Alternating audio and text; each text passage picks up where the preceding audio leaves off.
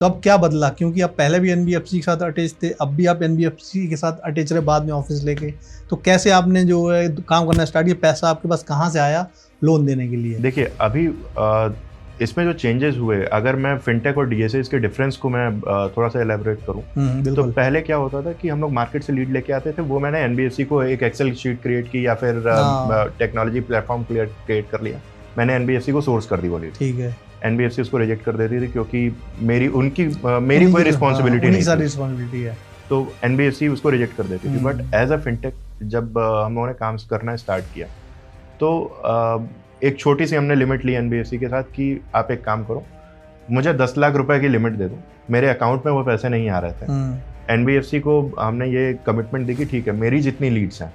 मेरी 100% रिस्पॉन्सिबिलिटी मैं लेता हूँ कि अगर उस पैसे वो पैसा डिफॉल्ट होता है, हाँ डिफॉल्ट होगा तो उसकी रिकवरी गारंटी मैं देता हूँ,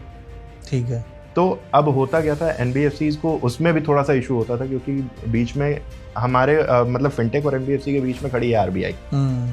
तो आरबीआई का क्वेश्चन डायरेक्टली कभी फिनटेक से नहीं होता क्योंकि फिनटेक एक रेगुलेटेड एंटिटी नहीं है।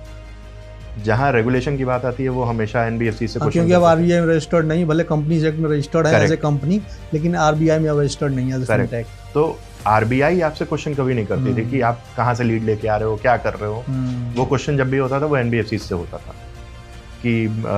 आपने लोन तो डिसबर्स कर दिया, आपने क्यों किया है, आपने क्या देखा उस चीज में। ये क्वेश्चन हमेशा आरबीआई कर सकती है, वो ओपन है करने के लिए।